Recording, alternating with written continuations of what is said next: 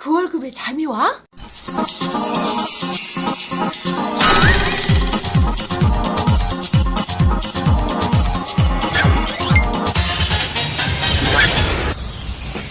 그 월급의 잠이와는 월급이 전부인 2천만 월급쟁이들의 불면증을 해소하는 방송입니다. 예, 안녕하세요. 반갑습니다. 개월급에도 잠이 오게 하는 방송, 뭉치 양수민입니다. 네, 안녕하세요. 예세다빠 손수철입니다. 보트임 대표 표현봉입니다. 네. 우리 시즌2 우리 두 분 캐스트분 모시고 또 재미있게 방송하고 있습니다. 이제 우리 청취자분들이 한 번씩 문의가 와요. 오시면서 또 대부분 이제 자기 재무 상태에 대해서 잘하고 있는지 좀 봐달라. 그리고 여러 가지 재무적 이슈, 집을 사야 되냐 말아야 되냐, 이제 많은 고민들이 있으신데 저희가 또 바쁘지만 틈틈 시간 내서 최대한 답변 드리려고 노력하고 있습니다. 그래서 좀 궁금하신 부분 있으시다면 저희 그 홈페이지 들어오셔서 메모 남겨주시고요. 이제 오늘은 이런 그런 재무적 이슈에 대해서 많은 분들이 고민이 있으신데, 그 이제 보통 이런 기사들 많이 보셨을 거예요. 그 신문이라든지 각종 매체에서 어떤 Q&A 형식으로 어떤 그 질문자에 대한 재무 상태에 대해서 팩트를 나열하고 전문가들이 그에 대해서 솔루션을 주는 이런 기사들을 많이 봤을 건데, 이제 그런 내용 중에서 물론 잘된 부분도 있지만 정말 그 잘못된 방향으로 그 컨설팅이 이루어지는 경우가 생각보다 많이 있습니다. 그래서 오늘은 좀 그런적인 부분들을 한번 좀 바로 잡고자 한번 방송을 진행하려고 하고요.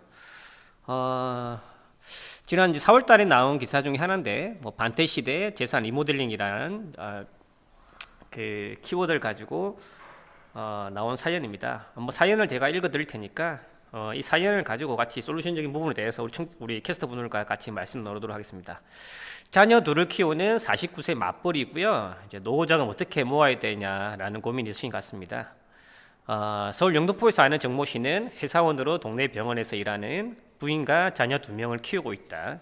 월 수입은 부부 합쳐 680만 원이다. 모아놓은 자산은 3억 2,900만 원 정도지만 부채를 빼면 약 1억 7천 정도 된다.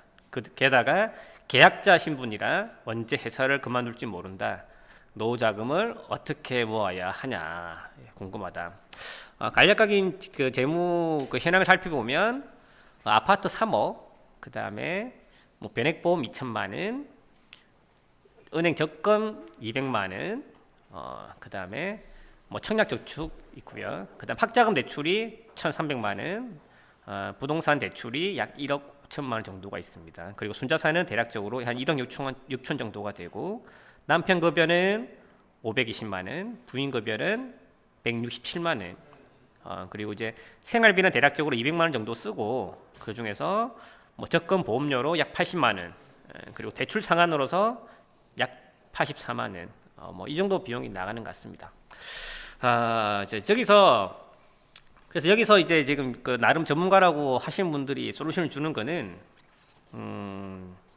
연금저축 계좌에다가 최대한 불입을 많이 해서 5년 이후에는 그 불입한 금을 가지고 즉시 연금을 전환을 하자. 그리고 이분이 주택 마련, 지금 현재로서는 그 집이 83제곱미터라서 아파트가 작아서 더 높은 곳으로 이사 가고 싶은데 신규 분양을 받는 것을 준비하시고, 신규 분양을 많이 당첨되면 중도금이 부족할 거기 때문에 그런 부족한 부분을 연금저축 계좌에서 돈을 빼서 인출하자. 그리고 자녀들 같은 경우는 정기보험료가 저렴한 정기보험을 들자. 이렇게 정기보험에 대한 비용을 좀 또 13만 원 정도로 얘기한 것 같아요. 이게 솔루션인 것 같습니다.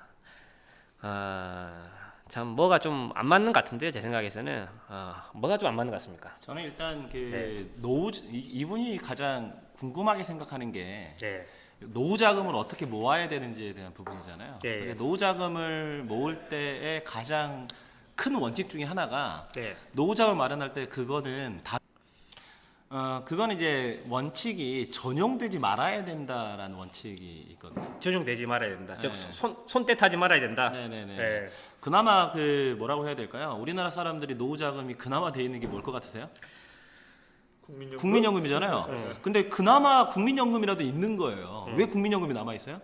손을 못 대니까. 네, 손을 못 대니까 그게 가능했던 거거든요. 근데 여기서는 물론 이제 연금저축계좌에 월 280만 원씩 넣는데 혹시 집 사면 거기서 빼서 써라 뭐 이런 거잖아요. 물론 이제 기능상으로는 그렇게 할 수 있잖아요. 원래 그 세액공제 받지 않은 거는 원금 기준으로 인출이 가능하니까. 근데 이런 식으로 컨설팅을 했다라고 하는 것은 제가 볼 때는 잘 이해가 되지 않고 오히려 제가 봤을 때는 현재 아파트가 3억이 있는데 부동산 대출이 1억 4,850만 원이나 있잖아요. 그런데 새 아파트 사게 되면 더 비싼 걸 사게 될 거고 대출이 훨씬 더 늘어날 것 같은데 그래놓고 소득 줄었을 때 이자라든가 이런 부분에 대한 대안은 전혀 없고 그러니까 이런 형태로 은퇴 설계를 한다? 저 좀 많이 좀 맞지 않지 않냐 이런 생각이 좀 드는데요. 자, 여기서 가장 큰 문제점이 뭐냐면 어찌 보면 이분한테 힘들게 이분 재무상황이 힘들게 뻔히 보이잖아요. 즉 노후 준비는 전혀 안 돼 있으신데 집이 지금 현재 좀 비좁다는 이유로 더 큰 집을 산다. 그리고 50세인데 순자산이 1억밖에 안 되는데 그리고 중요한 거는 계약자 신분이라 언제 잘릴지도 몰라요. 근데 이분이 분양을 받아서 주택을 마련할 계획이 있다라는 거죠. 즉 결론적으로 말씀드리면 제대로 된 컨설팅 됐다고 하면 이 미래에 대한 현금 흐름이라든지 재무상을 파악해 보면 이분은 솔직히 집을 지금 사면 안 되는 거죠. 집을 사는 순간 그다음부터 현금 흐름에 대한 우려가 가고 저축률이 낮아지고 결국에는 노후 준비에 대한 게 되지 않기 때문에 결국은 나중에 집 하나밖에 안 남다라는 거죠. 행여나 그때 계약자 신분이 조기 종료가 된다고 하면 그리고 중요한 건 부채 비율이 굉장히 높은 상태인데 금리 인상이 된다고 하면 그러면 이분은 말 그대로 그 재무상이 파탄이 되는 케이스인 것 같습니다. 그래서 가장 중요한 건 뭐냐면 물론 이분 이제에 맞춰서 어느 정도 주택에 대해서 그 고민되는 부분을 해결해 줄 솔루션을 주는 것도 맞겠지만 더 중요한 건 뭐냐면 그렇게 했을 경우에 발생되는 현금 흐름에 대해서 같이 고민해보고 이분에 대한 그 목표라든지 그 재무적인 그 바람이라는 이런 수준을 좀 현실화시켜 주는 게 좀 더 중요하지 않을까 하는 생각 좀 있습니다. 주먹구구식 자산관리는 저리가 스스로 하는 자산관리 보통은 홈페이지에서 확인하세요. 와우. 예, 이게 뭐 기사만 놓고는 저희가 뭐 확정지어서 뭐 잘못됐다, 뭐 잘됐다를 얘기하기 좀 어렵기는 하죠. 근데 제 개인적으로는 이 변경 전 변경 후 요 재무설계 리모델링 요 모델 자체를 별로 좋아하지 않습니다. 예.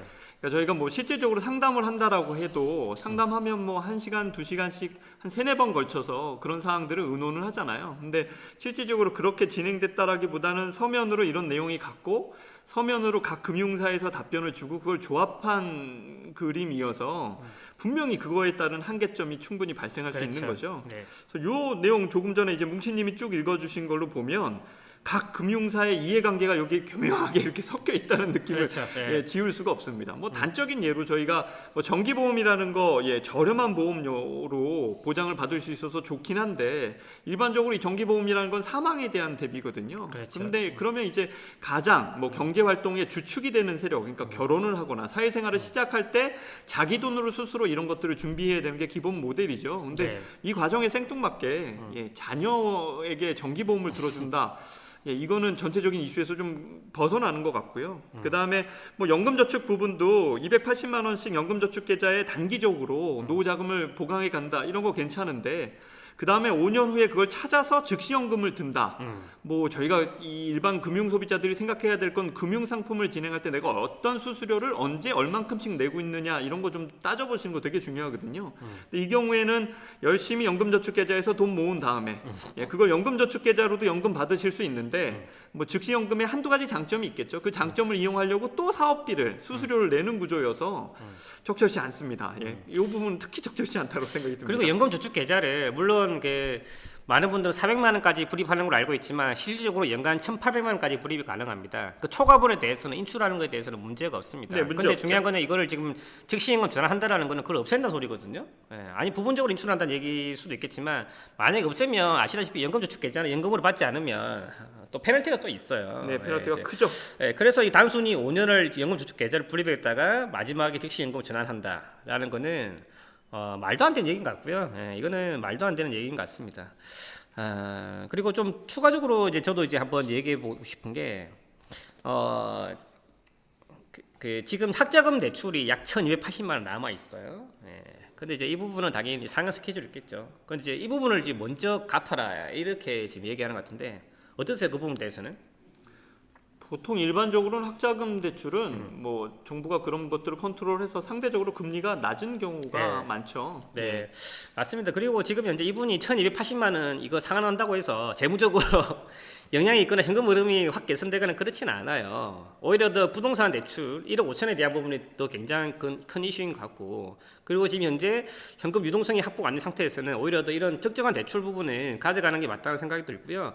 금리 조건을 양호한다면 굳이 이걸 미리 갚을 필요가 있나? 그리고 중요한 거는 일단 소액 자녀금 학자금 대출 같은 경우는 물론 부모가 상환해 주는 것도 도움 되겠지만 적당한 거는 말 그대로 학자금 대출 용도에 맞게 목적에 맞게 자녀들이 커서 이후에 취직하면 장기적으로 갚는 게 유리할 수도 있어요. 그리고 자녀 입장에서 보면 물론 이제 저도 예전에 학자금 대출을 좀 갚아봤지만, 그리고 이제 그 고객분들도 한번 여러 케이스를 보면 적절하게 학자금 대출이 껴 있으면요 자녀들이 공부를 더 열심히 해요. 네. 예, 그런 보이지 않는 베네핏이 있으니까 굳이 학자금 대출을 미리 갚을 필요가 있을까라는 생각이 있습니다. 그러니까 여기 이 과정에서 보면 저는 이제 그 뭔가의 물론 이제 지면상의 한계일 수 있을 것 같아요. 그러니까 한 네. 지면에 이제 모든 것을 보여줘야 되는데, 근데 가장 중요한 거는 도대체 이분이 노후 자금에 대한 어떤 생활 수준을 어느 정도로 보고 있고 실제 본인이 마련한 노후 자금이 어느 정도 되는지에 대한 정보가 일단 없잖아요. 네. 이러다 보니까 되게 추상적인 현재 가지고 있는 거 이렇게 해라 이렇게밖에 안 되는 것 같거든요. 그러니까 제가 봤을 때는 현재 이 부부가 가지고 있는 국민연금 수령액, 예상 수령액에 대한 부분이 있고 개인연금이 많지 않잖아요. 일단 그런 부분. 그러면 오히려 여기에서 현재 아파트가 있고 부동산 대출이 있으니까 은퇴 시점까지 부동산 대출을 다 상환한 이후에 이것을 연금화 시켰을 때, 주택 연금화 시켰을 때 어느 정도의 돈을 받을 수가 있는지, 그리고 그것만 가지고 생활이 불가능하다면은 이 정도의 금액을 개인 연금으로 마련하는 게 좋겠다. 아니면 일을 좀 더 하는 게 좋겠다. 뭐 이런 형태가 나오고 나서 상품에 대한 배분이 되면 좋은데 뭐 그냥 현재 돈 있으니까 뭐 연금저축계좌 넣어라. 그리고 지역주택조합 사업이라는 게 있는데 이런 장점이 있으니까 이거 해라. 이거 약간 상당히 무책임한 어떤 그 내용들이 나오는 것 같아서 이대로 했다가는 제가 볼 때는 정말 재정적으로 크게 문제가 될 가능성이 높습니다. 오히려. 이대로 하시지 않겠죠? 저는 이런 생각이 하나 들어요. 여기 이제 전문가분들이 이제 조언을 주셨는데 그 전문가분들한테 요게 당신의 솔루션이냐, 요게 그 이 상황에 맞는 적절한 솔루션이냐라고 물어보면 이건 내 건 아니야라고 네 분 다 아니라고 그럴 것 같다는 생각이 하나 들고요. 이런 거 한번 생각해 볼 수 있겠습니다. 저희가 요 내용을 가지고 요게 틀렸다, 요게 틀렸다 뭐 이런 것도 저희가 포인트로 짚어볼 수 있는 거지만 그래도 이분은 저희가 뭐 그냥 일반적으로 보면 나이 대비해서 순자산이 없으신 건 사실이죠. 예, 그래서 예. 불안함도 되게 크실 거예요. 근데 이런 창구를 통해서라도 그런 걸 좀 해결해 보려고 문의하셨다는 건 제가 그러니까 높은 점수를 드려야 된다라고 보는데 거기서 조금 더 한 발 더 나가셔서 그러니까 개인의 상황을 그러니까 저희가 거의 재무 상담이나 이런 걸 재무 건강 검진이라고도 얘기하잖아요. 그래서 구체적으로 훨씬 더 아까 우리 에셋 아빠가 얘기한 대로 포괄적으로 자기 상황을 꺼내놓고 도움을 받을 수 있는 전문가한테 한 번 더 상담을 하시는 게 궁극적으로 방안을 찾는 데는 훨씬 더 나은 선택이다. 그러니까 마음 용기 내신 거 좀 더 내셔라 이렇게 말씀드리고 싶습니다. 그렇죠. 근데 이제 용기 내지만 또 대부분 또 전문가 찾아가면서 무료 상담을 많이 하죠. 그러면서 결국 또 당해. 예, 그래서 이제 그에 대한 판단이 쉽지 않은 것 같고요. 그래서 이제 그 전문가도 찾는 것도 중요하고, 되도록이면 저희가 계속 시점을 해서 말씀드린 것처럼 일단 본인이 좀 먼저 아시고, 모르면 당하니까. 그리고 되도록이면 돈을 좀 들이시더라도 제대로 된 상담을 한번 해보시는 걸 추천드립니다. 뭐 오늘 이제 좋은 말씀 많이 해주시는데. 각종 매수권뿐만 아니라 이런 변경 전후, 그 다음에 특정 연령층대 포트폴리오라는 그 제목으로 특정 상황에 맞게끔 포트폴리오를 제시해주는 경우가 굉장히 많이 있지만 또 많은 분들은 그걸 보면서 또 자기 걸 투영시켜서 그걸 또 따라하려고 해요. 많은 부분들이 거기서 이제 문제가 좀 생기는 것 같습니다. 포트폴리오는 정해진 건 없고요. 본인 재무 상황이 다 틀리기 때문에 본인 재무 성향에 맞는 걸 찾는 게 굉장히 중요한 포인트인 것 같습니다. 저 거기에 하나 더 있어요. 네. 요즘 강남 부자들은 그렇지. 예. 강남 부자들은 마치 부자가 근데 부자들이랑 실질적으로 포트폴리오가 틀릴 수밖에 없죠. 예. 그래서 좀 그런 부분들 저희가 좀 아직까지도 저희가 많은 도움을 드려야 되고 힘을 내야 되겠다. 다시 한번 생각해 봅니다. 좀 관련돼서 이제 본인 그 재무적으로 좀 고민되시는 분들, 그리고 이제 우리 캐스트 분들 도움이 필요하신 부분이 있으시다면 저희 머니스토리 TV 홈페이지 들어오셔서 메모 남겨주시고요. 끝으로 이제 한 말씀 하시죠. 네.